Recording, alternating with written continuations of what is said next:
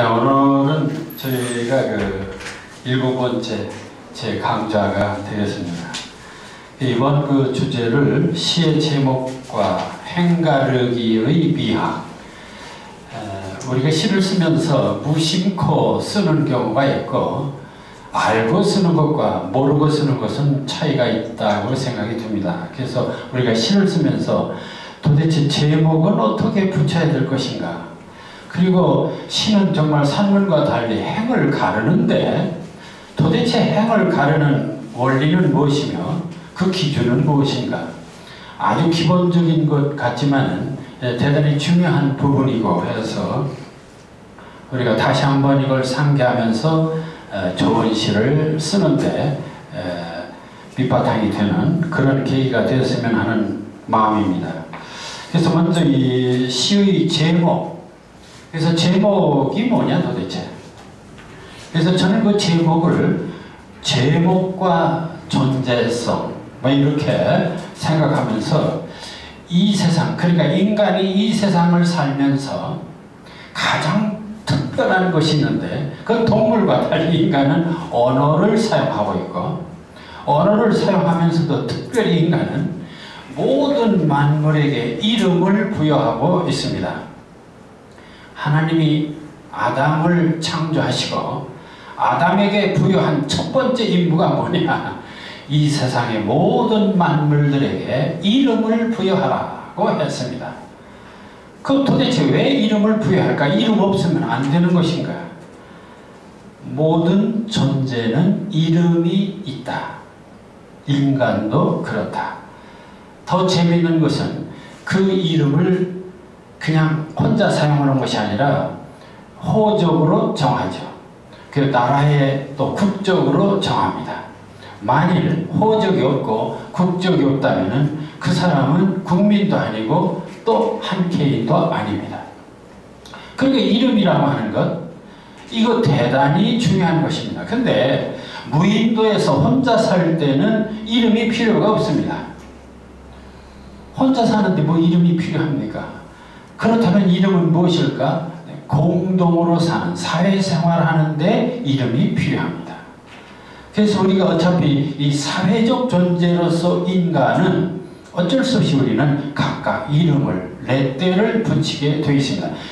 어떤 제품도 그렇고 모든 생물도 그렇고 인간도 다 이름이 부여되고 있는 것이죠. 그래서 그 이름은 가지고 태어나는 것이 아니라 인간이 명명하는 것입니다. 인간이 정해진 것이지 이거 선천적인 것은 결코 아닙니다.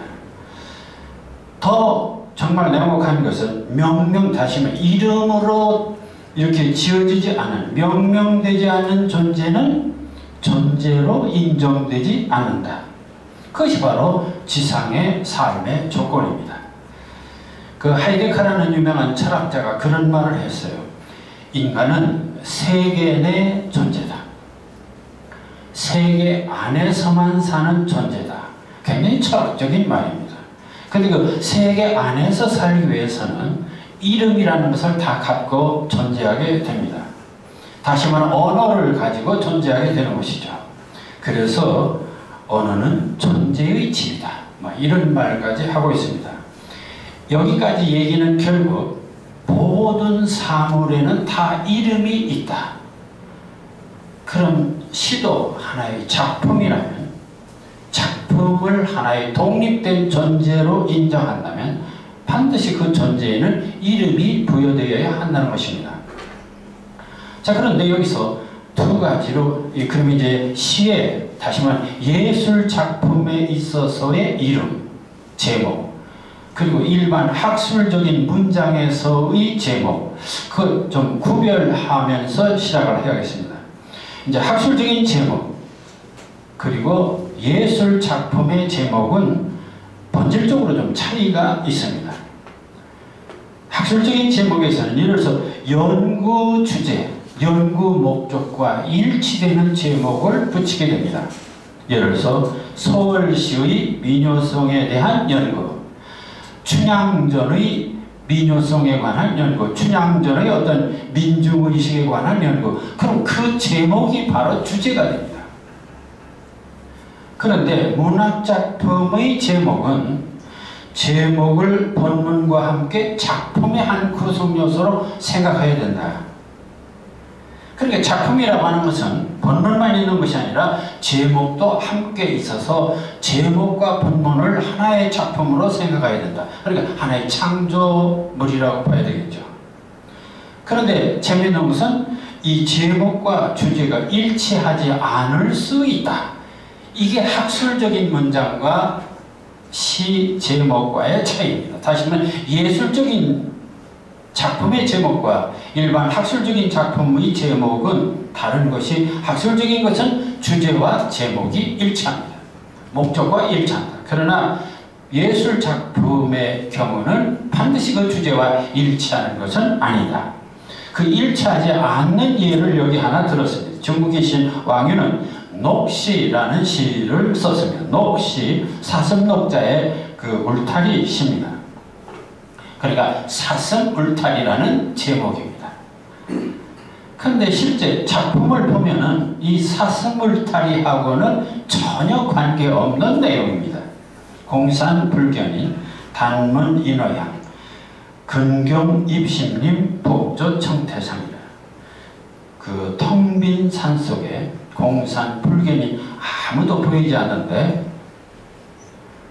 단문 인어향입니다. 근데 단지 어디서 사람 소리가 두런두런 들리는 것입니다. 그리고 때는 언제냐? 근경 입심님입니다. 근경을 뭐 가까운 경치라고 할 수도 있지만 석양을 얘기합니다. 그래서 그 석양빛이 바로 깊은 숲을 속에 이렇게 스며든다, 들어간다. 그리고 복조 통채상이라 어제처럼 이기 위를 비추고 있는 텅 빈 산속에 사람은 보이지 않고 두런두런 말소리만 들려올 뿐 석양변만 깊은 숲에 숨어들어 어제처럼 이기 위를 비치고 있네. 사슴도 없고 거기는 울타리도 없습니다. 그런데 제목을 녹시라 했습니다. 이게 현대시도 아니고 왕유라고 하는 오래전 중국 몇천 년 전 시인의 제목입니다. 그러니까 시는 옛날부터 반드시 내용과 일치하는 것은 아니었다 하는 것을 우리가 알 수가 있는 것입니다. 그래서 저는 이 제목을 특성을 뭐라고 말할까 하다가 넥타이와 스카프, 이걸 생각해냈습니다. 이것은 어느 실론에도 없습니다. 이거 제가 개발한 용어입니다. 다시 말하면 시에서 제목은 뭘까? 그것은 어느 신사의 넥타이 같은 것. 시의 제목은 뭘까? 승려의 스카프와 같은 것. 막 그렇게 저는 그 성격을 규정해 봤습니다. 바람직한 시의 제목이라면 우선 시의 내용과 조화와 통일이 있어야 할 것이다. 특히 시는 각 부분들이 생물체와 기관들처럼 유기적인 결합을 이루어 통일체를 형성하는 것이므로 시의 제목은 시의 주제나 의미, 정서, 분위기, 이미지 등과 서로 부합되어야 할 것이다. 막 그런 점에서 내용과 조화를 이루는 것이 원칙인데, 그럼에도 불구하고 중요한 것은 신선함이 있어야 된다. 다시 말하면 매력이 있어야 된다. 다시 말하면 독자들에게 무엇인가 제목으로 하여금 호기심을 자아내야 한다. 그러나 시의 제목은 참신하고 매력이 있어야 됩니다. 시의 제목은 넥타이와 같다. 여인의 스카프라고 할 수도 있다. 넥타이와 스카프는 분명 외모를 돋보이게 할 뿐만 아니라 그의 인격과 교양과 매력을 동반한다. 재미있는 것은 우리가 그 서점에 가서 책을 고를 때 뭘 기준으로 해서 고르는 것인가? 제목 보고 고릅니다. 제목 보고. 아니 내용 다 읽고 책 선정하는 게 아니지 않습니까? 제목 보고 고른다는 것입니다. 그렇다면 여기서 시에도 읽기 전에 정말 제목이 중요하다는 걸 알 수 있죠. 그래서 이 제목은 이 독자에게 제일 처음 주는 첫 인상이다. 그런 점에서 우리는 제목을 아무렇게나 짓는 것이 아니라 정말 중요한 비중을 가지고 줘야 된다. 근데 실제 그 제목을 짓는 구체적인 방법들을 이렇게 분석해 보면 몇 가지가 있습니다. 그 몇 가지를 분류해 봤어요. 그 첫째가 소재를 제목으로 하는 경우가 있습니다. 소재라는 말은 재료입니다. 재료. 근데 이제 소재를 두 가지 용어로 쓸 수가 있어요. 소재는 하나는 중심 소재, 하나는 부분 소재. 중심 소재를 다른 말로 하면 제재, 아주 그 제목이 되는 소재. 그리고 이제 그보다 낮은 이제 구체적인 재료. 그래서 소재 이렇게 하죠. 소재라는 말에는 하나의 작품을 이루기 위한 중심적인 재료. 그것을 제재라고 말합니다. 그리고 부분적인 재료를 소재라고 하지만은 전체적으로 또 그냥 소재라고 얘기를 합니다. 이 소재와 제재 이 얘기 나와서입니다만 여기서 한 가지 우리가 기억하고 넘어갈 이제 그 참고로 말씀을 드리고 싶은 거 있는데, 우리는 작품하면 내용과 형식이라는 말을 많이 씁니다.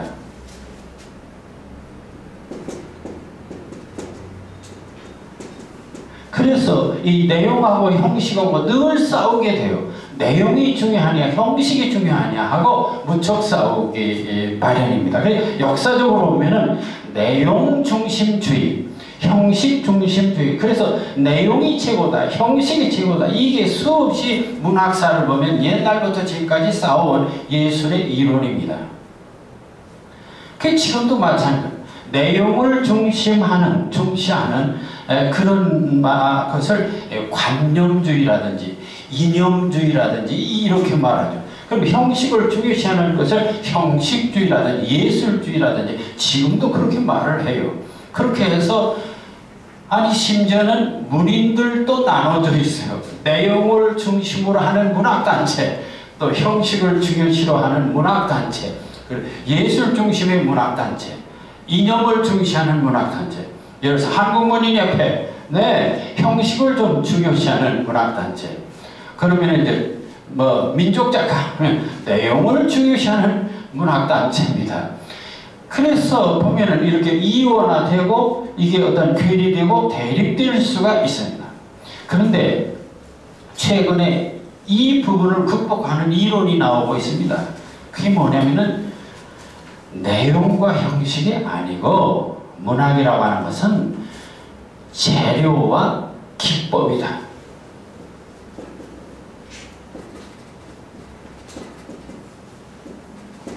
재료와 기법이다. 내용과 형식이라고 해서 나누는 게 아니고 이게 이원론적으로 분류할 게 아니라 작품이라고 하는 것은, 문학작품이라는 것은 어떤 재료를 어떤 기법으로 뭉뚱그려서, 다시 말해 흙을 빚어서 어떻게 만드느냐, 흙을 500도로 빚을 것이냐 1000도로 구울 것이냐에 따라서 뚝배기도 되고 백자도 될 수 있다는 것이죠. 그런 것이지 내용 형식.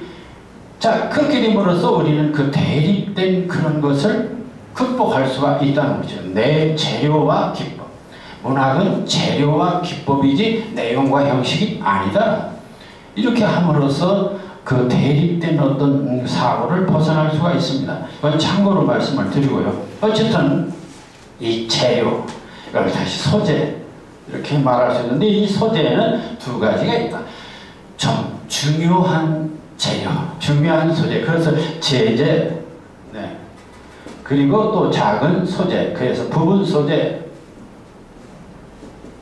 나는 중심 소재와 부분 소재라고 이렇게 표현을 했습니다. 자, 중심 소재를 제목으로 한 시, 거기 노천명의 사슴이라는 작품이 있습니다. 모가지가 길어서 슬픈 짐승이여 언제나 점잖은 변말이었구나. 관이 향기로운 너는 무척 높은 족속이었나 보다. 물속의 제그름자를 들여다보고 이르던 전설을 생각해내고는 어찌할 수 없는 향수에 슬픈 모가지를 하고 먼 대산을 쳐다본다. 많이 읽어본, 많이 우리가 애독한 시입니다. 이 시는 한마디로 무엇에 대해서 썼느냐? 도대체 그 재료가 뭐냐? 모가지. 길어서 슬픈 이렇게 모가지가 나왔습니다. 관이 향기로나 관이 나왔습니다. 그리고 그림자가 있고 또 모가지가 나오고 어쨌든 그렇습니다. 그러니까 이 얘기는 결국 짐승이니 뭐니 뭐 모가지니 긴 모가지니 관이니 뭐 이런 얘기들인데 이거 다 부분적인 얘기들이죠.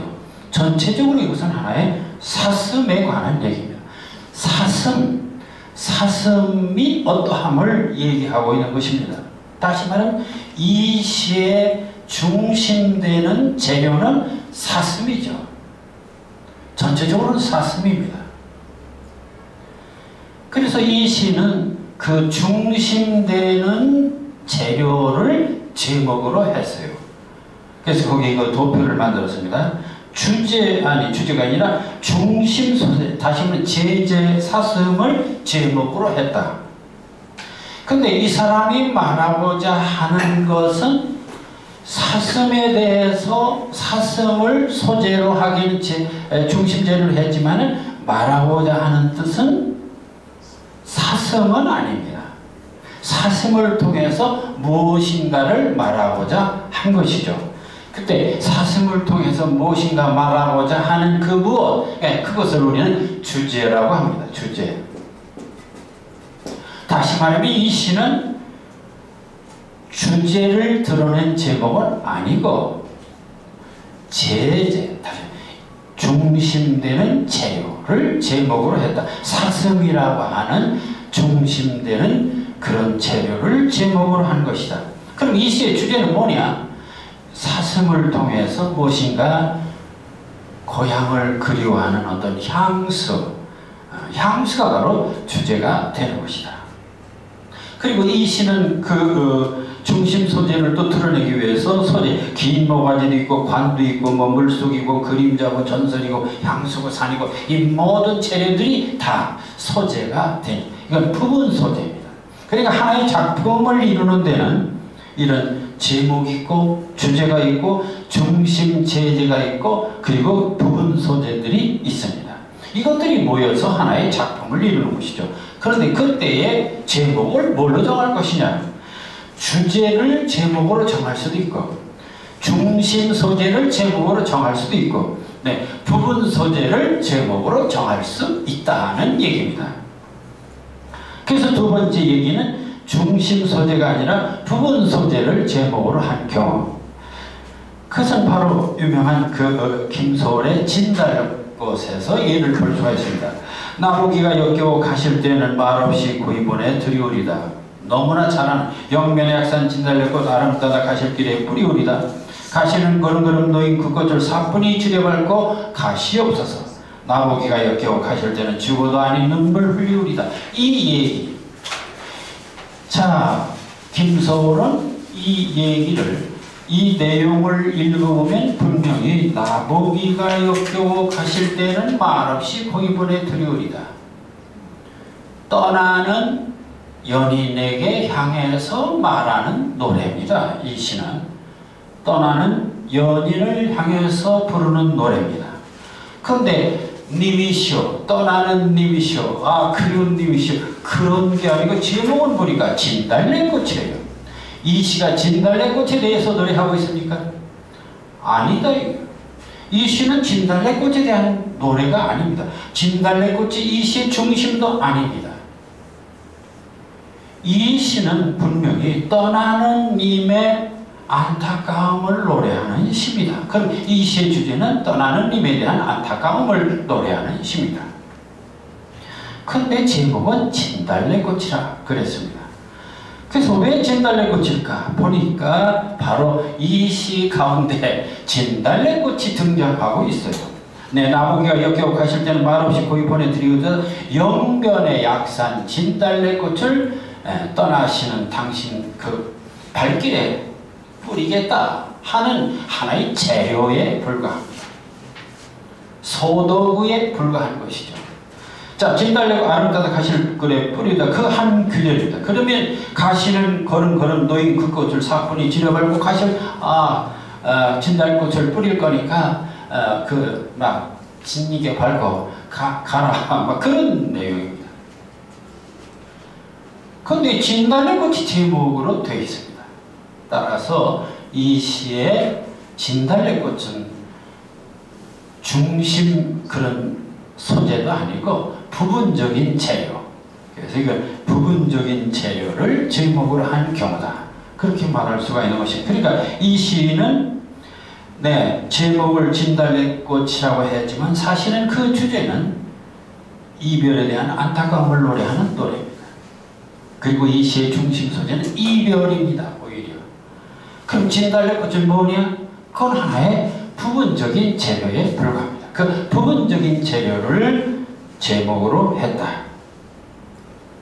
자, 그래서 이렇게 소재를 제목으로 하는 방법이 있습니다. 그럼 또 하나 이제 제목으로 할 수 있는 방법이 뭐냐?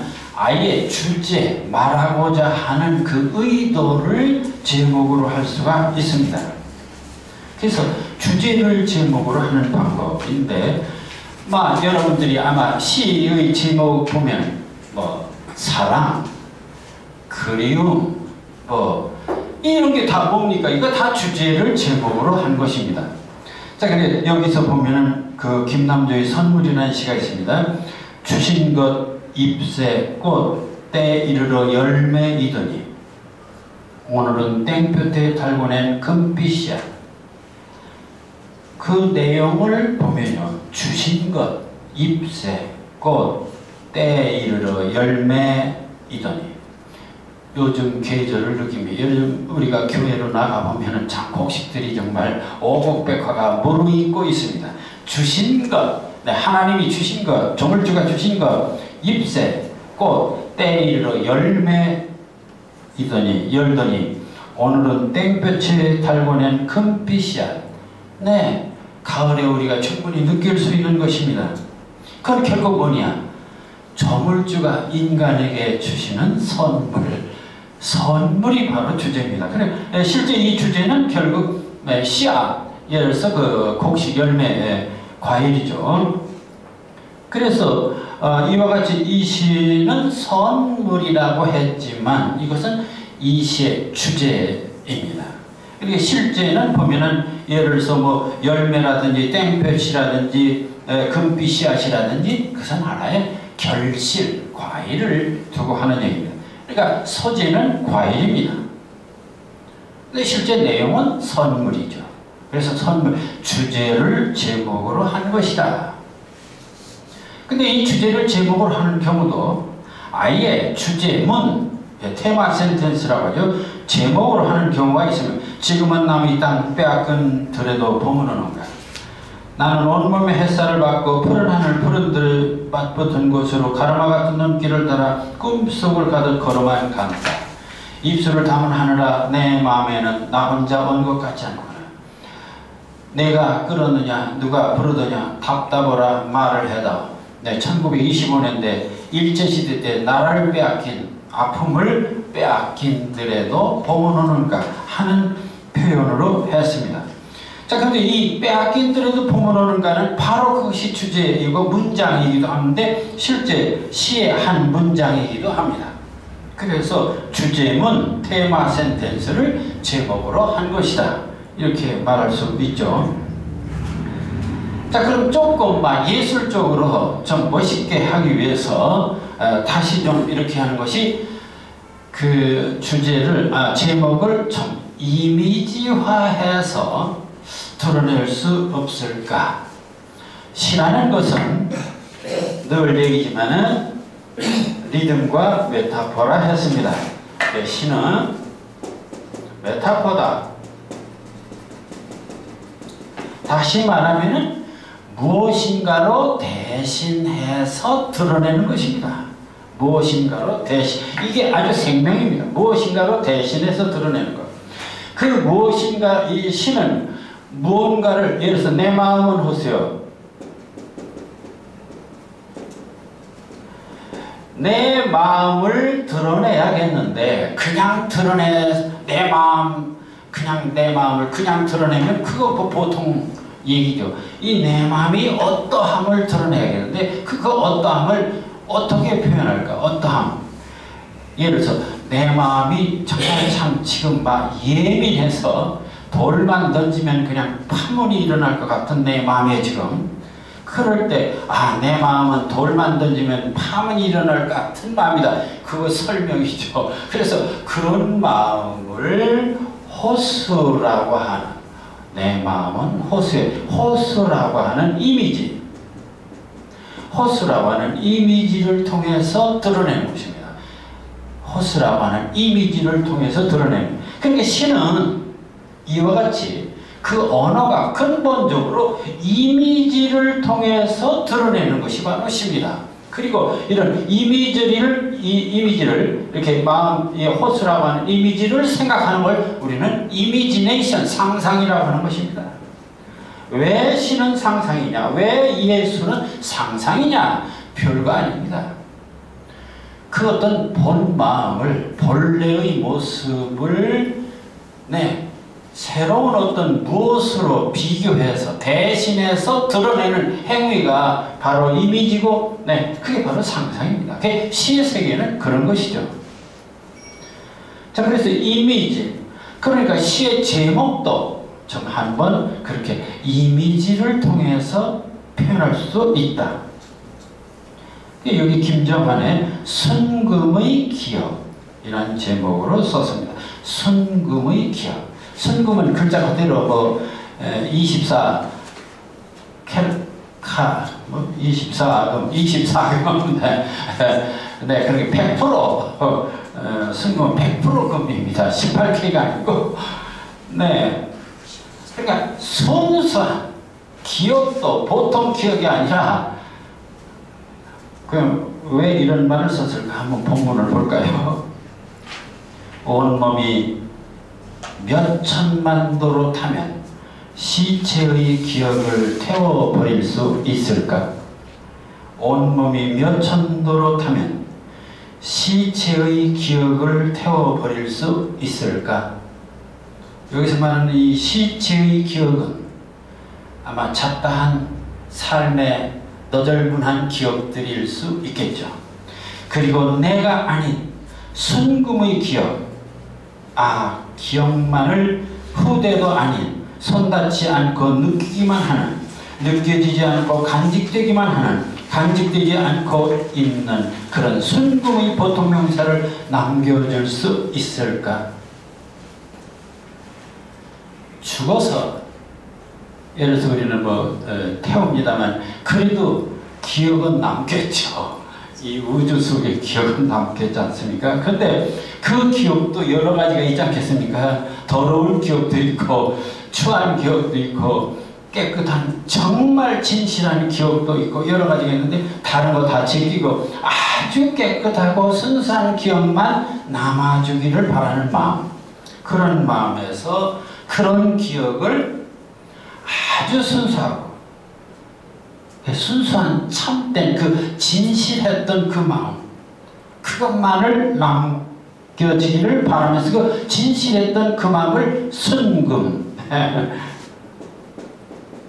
진심, 그 순금이라고 했습니다. 순금 하나 이미지죠. 그러니까 순금이라고 하는 그 이미지를 통해서 제목을 이렇게 한번 붙여본 것입니다. 자, 마지막으로 내용과 무관한 제목, 그것은 제일 처음에 했습니다. 제일 처음에도 그 녹시라는 제목, 사슴 울타리, 이것은 내용하고 아무 관계없는 제목을 이미 벌써 며칠 년 전 시인이 썼습니다.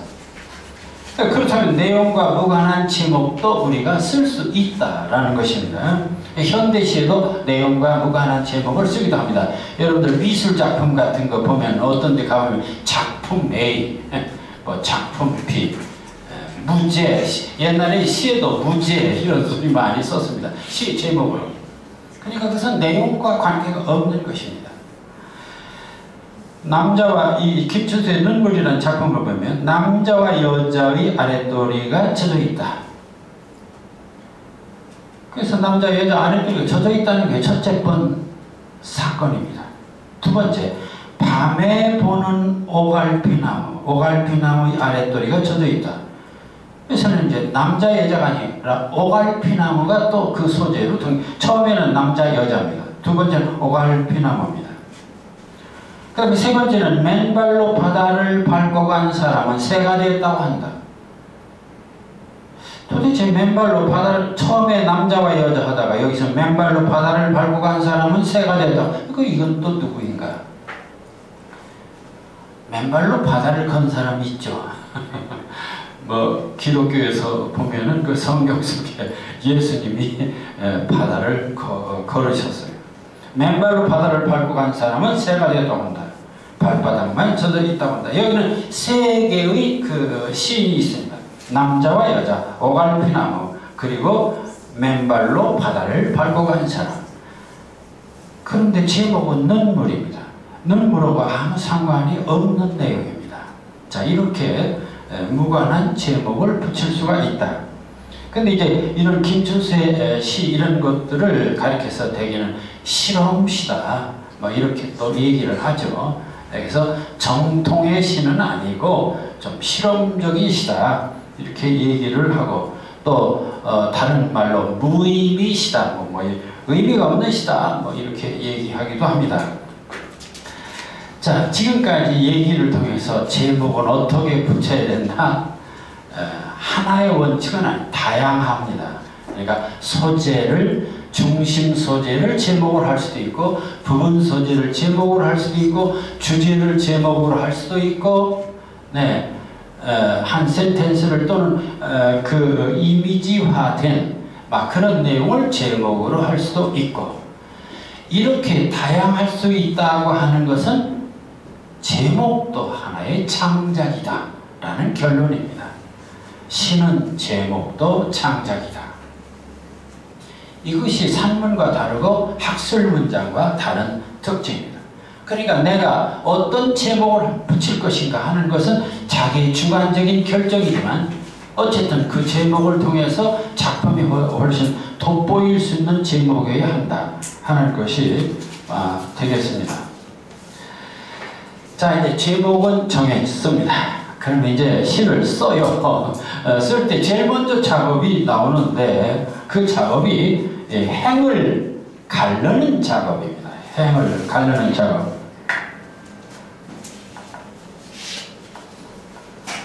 이 행을 가르는데 이것도 대단히 중요한 얘기입니다. 왜냐하면 시냐 아니냐, 언제가 시냐 아니냐를 결정적으로 구분하는, 남자냐 여자냐를 결정적으로 구분하는 방법, 치마를 둘렀느냐 바지를 입었느냐, 뭐 예를 들어서 그러면 시냐 산문이냐를 결정적으로 구분하는 외형적인 구분이 뭐냐? 행을 가르느냐 안 가르느냐로 결정합니다. 그러니까 이 행이란 시에 있어서 정말 어떤 성을 결정하는 것과 같이 중요한 것입니다. 그러니까 시는 행을 갈라야 됩니다.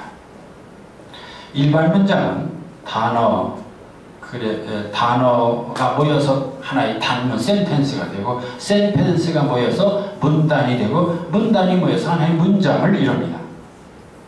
다시 말해 모든 존재는 부분에서 부분들이 모여서 전체를 이룹니다. 근데 시는 바로 행이 모여서, 행과 행이 모여서 이것이 연을 이루고, 또 연과 연이 모여서 작품을 만듭니다. 그래서 이 시에 있어서는 행이 절대적인 조건이 됩니다. 행을 가르는 부분, 것이 절대적인 조건이 됩니다. 자, 그런데 이 행을 가르는데 여기 지금 정한모 시인의 바람 속에서라는 작품이 있습니다. 이걸 보면 이렇게 되어 있죠.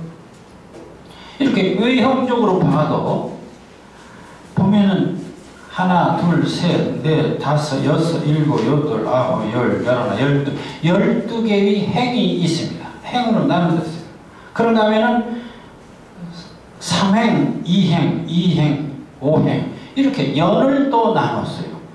그럼 이걸 다시 외향적으로 이것을 설명하면 사연 12행 이렇게 말할 수 있습니다. 12줄이에요. 근데 그것을 또 그룹으로 이렇게 나눴죠. 아니 왜 이렇게 나눴냐 하는 것입니다. 이 시를 자세히 들여다보면 이런 것입니다. 바람은 발기발기 찢어진 기포. 여기서 끝난 줄 알았어요. 그런데 어두운 산정에서 하늘 높은 곳에서 비장하게 휘날리다가 절규하다가 무엇이? 바람이. 계속 바람 얘기입니다. 자, 바람은 주어는 바람입니다. 바람은 발기발기 찢어진 기포 어두운 산정에서 하늘 높은 곳에서 비장하게 휘날리다가 절규하다가 아직 안 끝났어요. 지금은 남루한 자락으로 땅을 쓸며 경사진 나의 밤을 거슬러 오른다. 무엇이? 바람이. 그러니까 바람이라는 주어가 마지막 12줄을 통해서 마지막에 끝나고 있습니다. 그럼 이것을 사실은 연결해 보면 어때요? 연결하는 건 하나의 산문에 불과합니다. 하나의 문장이에요, 이거. 그래서 거기 산문을 펴경 바람을 발겨발기 찢어진 기포 어두운 산정에서 하늘 높은 곳에 비장하게 휘날리다가 절개다가 지금은 남루한 자락으로 땅을 쓸며 나의 발을 거슬러 오른다. 수필 문장으로 이렇게 쓴다고 해서 누가 뭐래요? 이의할 사람 아무도 없습니다. 그렇게 이렇게 쓰면 수필이에요, 이거. 왜냐면은 바람은이라는 주어에다가 마지막 거슬러 오른다는 서술어가 붙어있는 하나의 센텐스, 한 문장입니다, 이거. 그 붙여 쓴다고 누구도 이해할 사람이 없습니다. 그리고 이걸 붙여 썼을 때, 이거 산문이다. 이렇게 말할 사람도 없습니다. 그게 산문이에요, 이거. 그런데, 이걸 바람은 하고 뚝 잘라서, 발기발기 찔러진 또 잘랐어요. 기포 잘랐어요. 어두운 산정에서 하늘로 이렇게 딱딱 잘라서 쓰니까 뭐가 됐어요? 시가 되네, 이거. 아주 멋진 시가 됐어요. 아주 정말 시각적으로도 잘 되어 있는. 그러니 결국 시의 비밀은 어디 있느냐? 네, 토막내는 데 있습니다. 문장을 토막내는 데 있다. 문장을 어떻게 토막내느냐? 그건 둘째. 어쨌든 토막만 내면 시가 돼요. 이게 시와 산문의 차이입니다. 자, 그런데 그래서 우리는 시가 되느냐 안 되느냐의 가장 기본적인 조건은 토막을 낼 것이냐 안 낼 것이냐. 문장을 토막내서 표현하면 어쨌든 시는 된다. 그래서 글이 보면은 심어 쓸 사람이 없습니다. 그래서 옛날 솔직히 그러니까 옛날에 예를 들어서 선비들이 다 문집을 냅니다. 이렇게 문집을. 그분들이 시공부를 한 일이 있습니까? 뭐 있습니까? 다 한 수씩, 다 시 몇 수씩 다 썼어요. 보면은 다 타령조로 다 썼어요. 그런데 그게 뭐냐? 줄 바꿔서 행가리를 해서 써놓으면 그거 다 쉬워요, 그거. 자, 그래서 시는 근본적으로 행가리가 아주 원칙입니다. 행을 가르는 것입니다. 그럼 왜 행을 가르는가? 이것입니다. 그러니까 우리가 행을 가르는 이유를 알고 써야 됩니다. 왜 시는 이처럼 행과 연을 갈라 문장을 토막치는가? 바로 여기에 산문과 구별되는 시의 원리가 있다. 산문은 이야기 문장이기 때문에 또는 원인과 결과가 있는 완결된 문장이기 때문에 연속성이 생명입니다. 연속성. 계속 이어져야 돼요. 그렇지 않습니까? 어떤 사건이라고 하는 것은 발단이 있고 발전이 있고 전개가 있고 클라이막스 대단 이렇게 쭉 시작해서 마치는 데까지 어떤 연결이 되어야 되는 것이 산문의 세계입니다. 그런데 시는 어떤 주인공의 시작에서 마침이라는 어떤 행위를 서술하는 문장이 아닙니다. 그러나 시는 이야기 문장이 아니라 마디마디로 느낌을 토해내는 감정적인 문장이고, 그 한마디 한마디가 다 독립된 의미를 지닌 감정적인 문장이고, 충동적인 문장이기 때문에 리듬 있고 호흡 있고 행마다 연마다 독립된 단절, 연속이 아니라 단절이 있어야 한다. 이는 시가 음악성이나 회화성을 추구하는 예술이라는 이유이기도 하다. 어쨌든 자, 여기서 중요한 것은 산문과 시의 근본적인 차이는, 시는 어떤 주인공, 어떤 사건의 시작에서 마침을 기록하는 문장이지만, 시는 그런 시작에서 마침을 기록하는 문장이 아니라 느낌을, 순간순간 느끼는 느낌을 드러내는 문장이기 때문에 마디를, 그 느낌의 마디를 잘라줘야 된다라는 얘기입니다. 자, 그런데 이 자르는데 그 자르는 원칙이 있습니다. 그러니까 이 원칙을 여러분들이 아셔야 참 내가 그 시를 왜 잘랐나 하는 그 명분이 쓰고 자르는 이유가 되겠는데, 자, 그러면 그 행을 가르는 원칙, 그 원리가 뭐냐?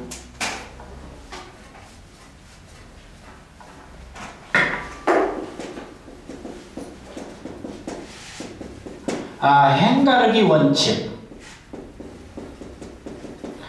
이 행가르기 원칙을 한마디로 얘기해서 나는 이렇게 말해. 등가성의 원칙이다. 등가성.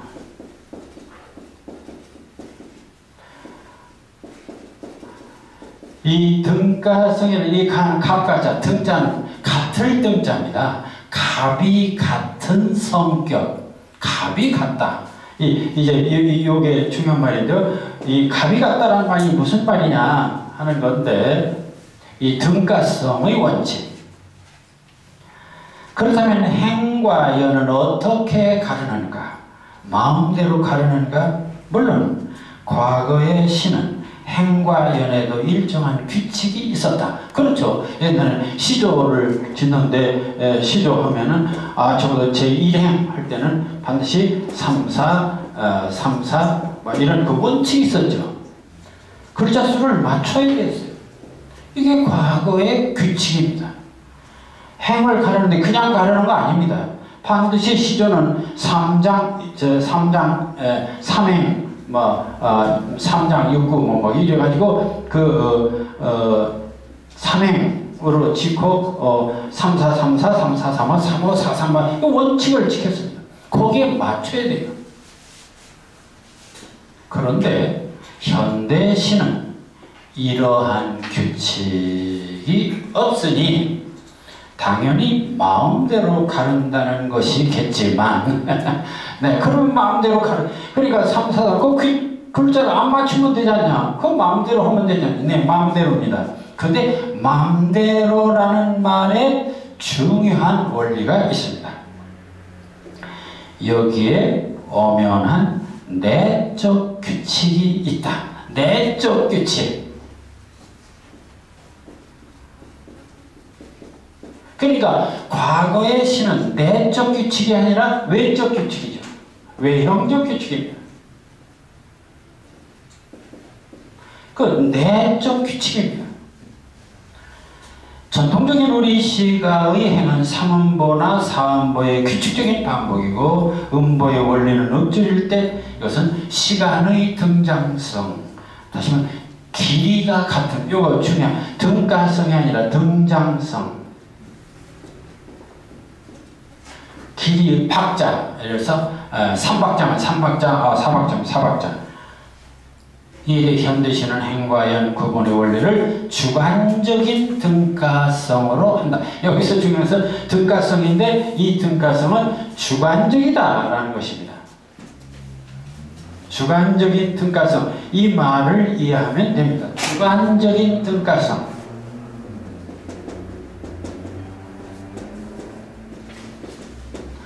자, 주관적인 등가성이란 무엇일까? 그것을 거기 박목월의 폐원이라는 작품을 통해서 설명을 하겠습니다.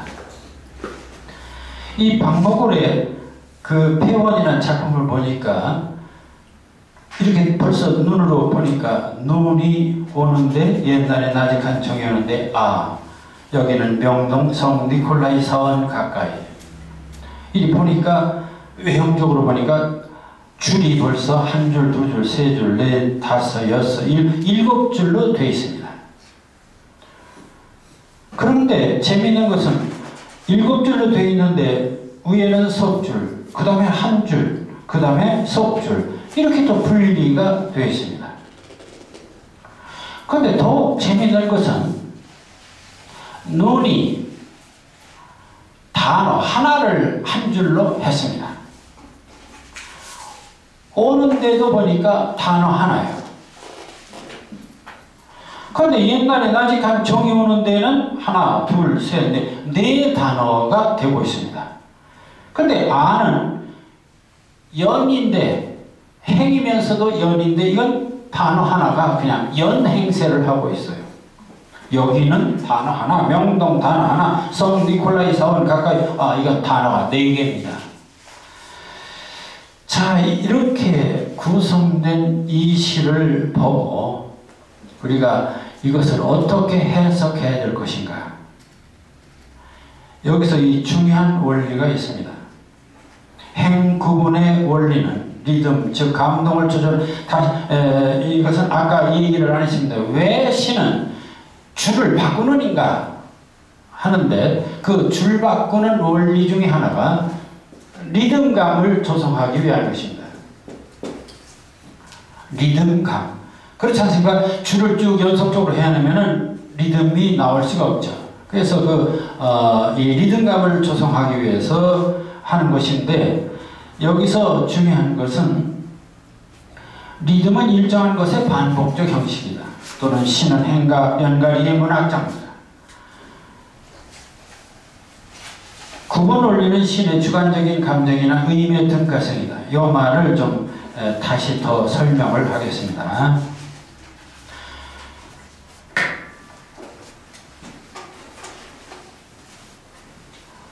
우리가 시를 쓰면서 행을 가르는 것은 그냥 막연하게 가르는 것이 아니라 거기에는 중요한 이유가 있다. 그러니까 리듬감도 조성하지만 보세요. 이런 것입니다. 눈이 오는데 이런 문장과 눈이 오는데 이렇게 문장을 구분했을 때 어떻게 다르냐 하는 것입니다. 우리말에는 이것은 한 문장으로 되어 있습니다. 이건 두 센테죠. 두 행. 이건 한 행입니다. 이렇게 나눴을 때 어떤 문제가 있느냐? 눈이 오는데 하면은 우리말은 제일 먼저 오는 단어의 비중이 큽니다. 그러니까 눈이 오는데 하면 눈이를 강조한 것입니다. 오는 데는 종속입니다. 다시 말하면 이 눈이 오는데 했을 때 눈이가 가장 이미지가 커요. 그 시인의 그 입장에서 그 의도가 눈이 오는 데를 이렇게 했을 때는 눈이를 강조한 것입니다. 오는 데는 종속적인 거예요. 그럼 이것을 만일 따져보면은 이게 눈이를 만일 29g이라고 한다. 이 오는 데는 19g. 뒤로 물러갈수록 약화가 되죠. 이게 바로 문장이 주는 하나의 그 인상이고 무게죠. 자, 그러니까 눈이를 강조하고 싶으면 그 시를 쓰는데 이게 첫 마디를 무엇을 더 강조하겠는가? 나는 눈 오는 것, 눈을 강조하겠다. 그럴 때는 눈을 먼저 내놓은 거야. 오는 데는 뒤에다 붙일 수 있죠. 근데 나는 눈이 더 중요하지만 오는 데도 중요하다. 그럴 때는 눈이 하고서 오는데도 역시 처음 앞에다 붙여야 되겠다. 이거. 독립된 하나의 행으로 만들어야 되겠다는 것입니다. 이게 굉장히 중요한 얘기입니다. 그러니까 이 행가리 원칙에 있어서 내가 무엇을 더 중요시하는가.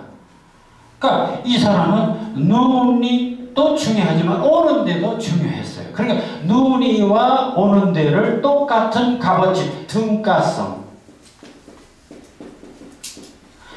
이 시는 눈이도 예를 들어서 20g이라면은 오는데도 20g으로 자기는 생각하고 써야겠다. 그럴 때는 바꿀 수밖에 없는 것입니다.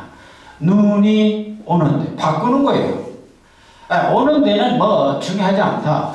그럼 뒤다 붙이면 되는 거예요. 이게 굉장히, 그러니까 우리가 이 시를 쓰면서 이 행가리를 우습게 보면 안 된다는 것이죠. 그래서 이 시는 눈이도 중요하지만 오는 데도 중요합니다. 이렇게 나누니까 눈이 오는 데와 붙일 때와 이렇게 독립시킬 때 시각적으로도 다르고 리듬도 달라요. 그렇죠. 읽을 때도 달리 읽게 됩니다. 이게 바로 행가리의 묘미입니다. 바로 여기에 행가리의 미학이 있다는 것이죠. 그러니까 옛날에 나직한 종이 우는데, 이건 옛날에 나직한 종이 우는데는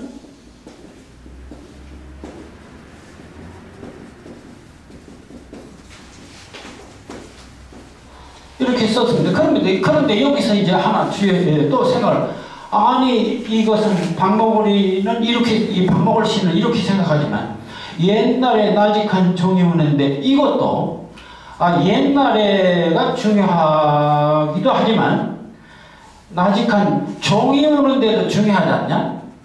그럴 때는 여기다 붙일 게 아니라 여기다 종이 우는데 이렇게 쓰면 되죠. 그러니까 무엇을 이 작품에서 내가 더 중요시할 것인가에 따라서 행을 가르는 것이고 앞에다 넣는 것입니다. 이거 그냥 막연하게 쓰는 것이 아닙니다. 자, 그래서 눈이 오는데 이렇게 독립한 것과 연결시킨 것, 이것은 정말 하늘과 땅 그 어감상 뉘앙스가 다르다. 리듬도 다르고 느낌도 다르고 다릅니다. 그래, 여기서 또 하나 중요한 것은 행을 나눈다는 것은, 그러니까 눈이 이렇게 한 단어도 20g, 오는데 석자로서는 이것도 20g. 그럼 옛날에 나직한 종이 오는데 이렇게 네 단어로 썼지만 그것도 20g. g수는 20g. 그러니까 이 행이라는 것은 각각 똑같은 무게를 지닌다는 그런 공통점을 갖고 있습니다. 그래서 그것을 우리는 등가성의 원리라고 그래요. 그런데 그걸 누가 정하느냐? 시인 자신이 정합니다. 시인 자신이 정하는 것. 여기에 바로 창조적 자유가 있습니다. 이게 바로 정하는 것은 나는 이렇게 생각하면서 한다는 그. 그렇다면 여기서는 아는 몇 g입니까? 자, 이게 20g, 20g, 3개에서 60g에서. 그럼, 이거 하나지만 그것도 60g이 돼야 됩니다. 하나가 바로 60g이 돼야 됩니다. 그러니까, 그러니까 의미상 그렇다는 것이죠. 의미상. 내면적인 어떤 무게로 보면 그렇다는 것이죠. 외형적으로 보면 낱말 하나지만은 내면적인 무게로 보면 비록 이게 단어 하나지만은 그게 바로 위에 있는 석줄이나 밑에 있는 석줄이나 똑같은 무게를 갖는다. 그런 뜻입니다. 그래서 여기는 명동 니콜라이 서울 가까이도 같은 논리입니다. 자, 그래서 그 밑에 내가 그렇게 해서 행과 연을 가르는 것은 시인의 사물에 대한 주관적, 예술적, 창조적 관심을 말한다. 이를 수치로 말하면 눈이가 10g일 경우 오는데도 10g, 옛날에 나직한 종이 오는데도 10g, 아는 따라서 30g입니다. 물론 여기도 그 밑에 여기는도 10g, 명동도 10g, 성니콜라이 사원도 10g. 이렇게 배분이 돼서 행과 행은 다 같은 무게, 같은 의미, 같은 가치를 지닌다 하는 등가성의 원리다. 단어는 다르고 길이는 달라도 값어치는 같은 것으로 인정하는 것이 현대시의 행가리 원리다. 그런 얘기가 됩니다. 자, 그렇다면 좀 더 구체적으로 이 행가리 방법에서 이미지 중심의 행가르기, 과거인 차수나 음성적 리듬이 행가르기, 연가르기 규칙이었지만 현대시의 행가르기는 이미지를 단위로 해서 등가성으로 해서 갈라볼 수 있다는 것이죠. 자, 그래서 여기 이런 그 민용태의 푸닥거리라는 작품이 있습니다. 보니까 이 사람이 행을 어떻게 나눴냐, 뭘 기준으로 해서 나눴냐, 푸드득, 푸나무서리, 푸르름 하나, 이파리, 이파리 파도, 이파리 바다, 여름. 한 단어 또는 두 단어로 했는데 대체로 푸르다는 어떤 그 이미지를 기준으로 해서 나눴습니다. 푸드득도 그렇고 푸나무서리도 그렇고 푸르름 하나, 이파리 파도, 이파리 바다, 여름 다 푸르다는 어떤 그 이미지를 하나의 행으로 나눴습니다. 이렇게 나눌 수 있다는 것입니다. 그런데 그 밑에는 푸석이는 가을녘, 좀 산문화시켰죠. 푸석이는 가을녘, 푸르댕댕한 눈두덩이에 엉덩이며 풍년을 모아놓고 푸닥거리나 한다. 조금 막 이렇게 좀 부풀렸죠. 첫 년은 이렇게 주로 한 단어, 두 단어 이렇게 짤막짤막하게 이미지로 잘랐는데 그 다음에는 조금 이렇게 설명을 붙였습니다. 날 때는 우리 모두 푸르렀고 또 날 때는 우리 모두 청아했고 이제 우리 모두 푸석푸석한 푸나무였다. 네, 여기도 역시 좀 이렇게 살을 붙였습니다. 그러니까 여기 제1년은 보면은 네, 이미지 마디 중심으로 행을 나눈다. 이렇게 봐야 되겠습니다. 근데 아예 그 김기림이 일요일의 행진곡을 보면 아주 이건 더 좀 재미있게 표현했습니다. 월화수목금토 해서 이걸 사각으로 했고, 그래서 이런 것을 가리켜서 우리는 형태주의 또는 기교주의 이렇게 말들을 합니다. 하나 둘 일요일 나가는 12소리 자연의 확대에서 너를 놓아라 역사의 예배 영혼의 의생들이 일요일로 들로 바다로. 이 민용태의 푸닥거리와 김기림의 일요일의 행진곡을 보면 얼마나 이 시인들이 시를 쓰는데 행가리에 신경을 썼는가를 알 수가 있습니다. 대단히 그 행가리에 아주 그 심혈을 기울였습니다. 그런데 그럼 시는 다 이렇게 써야 되냐? 이런 시를 대체로 형식주의, 예술주의, 아까 얘기했던 형태주의, 기교주의적인 시다 이렇게 말할 수 있어요. 그런데 의미 중심의 행가리는 다릅니다. 행과 연을 가르는 또 하나의 기준은 의미를 단위로 하는 경우다. 시는 행마다 하나의 독립된 의미, 연마다 독립된 의미를 표현할 수도 있고 전체적인 작품에서 하나의 의미를 드러낼 수도 있다. 그런 의미를 중요시하는 관념시나 목적시의 경우 행가르기나 연가리 비중을 덜 가지는 것이 일반적이다. 다시 말하면 의미에 비중을 둔다. 뭔가 전달, 생각을 전달하는데 비중을 두는 시는 이렇게 행가리를 너무 형태주의, 기교주의적으로 하지 않고 상당히 점잖게 산문 형식으로 쓰고 있습니다. 바로 거기 신경님의 산 1번지. 여기는 해가 지기 전에 산 1번지에는 대단히 서술적입니다. 바람이 찾아온다. 설명적이죠. 집집마다 지붕을 덮은 루핑을 날리고 문을 바른 신문지를 찢고 불행한 사람들이 얼굴에 돌모래를 끼어 얹는다. 아주 설명적입니다. 해가 지면 산 1번지에는 청솔까지 타는 연기가 깔린다. 네, 설명적입니다. 이럴 경우는 앞에 있는 민용태의 부닥거리나 김기림의 이류의 행진처럼 시각적으로 형태적으로 그렇게 요란하게 할 필요가 없고, 행을 가리기는 가르지만 연도 안 갈랐고 상당히 그 서술적으로 붙여서 다 썼습니다. 1970년대 이후 우리나라의 젊은 시인들의 대부분의 시가 이렇게 산문 비슷하게 연가리를 않고 앞에 있는 형태적인 이런 변화를 많이 주지 않고 그 신경림의 산 1번지 같은 그런 스타일로 씁니다. 그것은 바로 1970년대 이후 우리의 그 사고방식, 예를 들어서 도시화, 산문화, 복잡화 이런 데서 시가 보다 어떤 과거의 형태적이고 기계적이고 시각적인 것보다 설명적인 시로 전환했기 때문에 그렇습니다. 그래서 요즘은 행가리를 그렇게 복잡하게 하지 않습니다. 신경림의 시처럼 이렇게 산문화된 시를 많이 쓰죠.